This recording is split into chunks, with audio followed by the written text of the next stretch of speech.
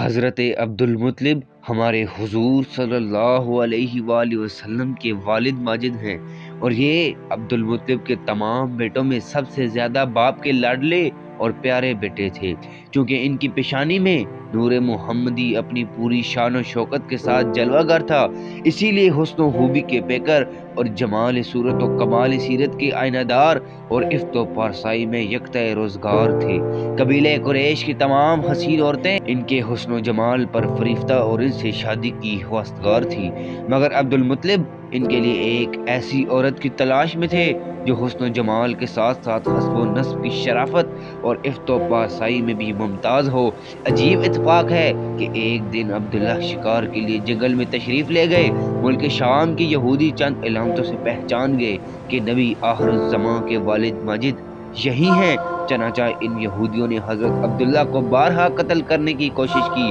اس مرتبہ بھی یہودی ایک بڑی جماعت مسلح ہو کر اس نیت سے جنگل میں گئے کہ عبداللہ کو تنہائی میں دھوکے بازی سے قتل کر دیا جائے، مگر اللہ کی حفاظت نے اس مرتبہ بھی اپنے فضل و کرم سے ان کو بچا لیا، اور عالم غیب سے چند ایسے سوار ناگہاں نمودار ہوئے جو اس دنیا کے لوگوں سے کوئی مشابہت نہیں رکھتے تھے۔ ان سواروں نے آ کر یہودیوں کو مار بھگایا اور عبداللہ کو بحال حفاظت ان کے مکان تک پہنچا دیا۔ وہب بن مناف بھی اس دن جنگل میں موجود تھے اور انہوں نے اپنی آنکھوں سے یہ سب کچھ دیکھا، اسی لیے ان کو عبداللہ رضی اللہ تعالیٰ عنہ سے بے انتہا محبت اور عقیدت پیدا ہو گئی، اور گھر آ کر یہ عزم کر لیا کہ میں اپنی نور نظر آمنہ کی شادی عبداللہ ہی سے کروں گا۔ چنانچہ آپ اپنی اس دلی تمنا کو اپنے چند دوستوں کے ذریعے انہوں نے عبدالمطلب تک پہنچا دیا۔ خدا کی شان کہ حضرت عبدالمطلب اپنے نور نظر عبداللہ کے لیے جیسی دلہن کی تلاش میں تھے، وہ ساری خوبیاں حضرت آمنہ بنت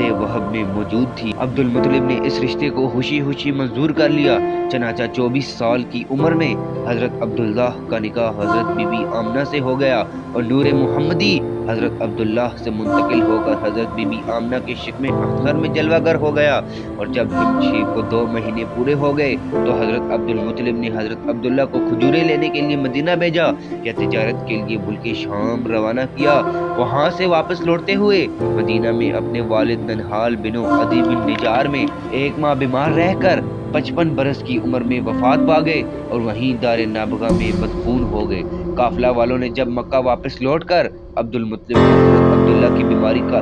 حال سنایا تو انہوں نے خبر گیری کے لیے اپنے سب سے بڑے لڑکے حارث کو مدینہ بھیجا۔ ان کے مدینہ پہنچنے سے قبل ہی حضرت عبداللہ راہی ملک بقا ہو چکے تھے۔ حارث نے مکہ واپس آ کر جب وفات کی خبر سنائی تو سارا گھر ماتم کدہ بن گیا تھا، اور بنو ہاشم کے ہر گھر میں ماتم برپا ہو گیا تھا۔ خود حضرت آمنہ نے اپنے مرحوم شوہر کا ایسا پردرد مرثیہ کیا کہ جس کو سن کر آج بھی دل درد سے بھر جاتا ہے۔ روایت ہے کہ حضرت عبداللہ کی وفات پر فرشتوں نے غمگین ہو کر بڑی حسرت کے ساتھ یہ کہا کہ اے الہی، تیرا نبی یتیم ہو گیا۔ حضرت حق نے فرمایا کیا ہوا؟ میں اس کا حامی و حافظ ہوں۔ حضرت عبداللہ کا ترکہ ایک لونڈی ایمن جس کا نام برکہ تھا، کچھ اونٹ کچھ بکریاں تھیں، یہ سب ترکہ حضور سرور عالم صلی اللہ علیہ وآلہ وسلم کو ملا، اور ایمن بچپن میں ہی حضور اقدس صلی اللہ علیہ وآلہ وسلم کی دیکھ بھال کرتی تھی، آپ کو کھانا کھلاتی تھی اور آپ کو کپڑے پہناتی تھی، پرورش کی پوری ضروریات مہیا کرتی تھی۔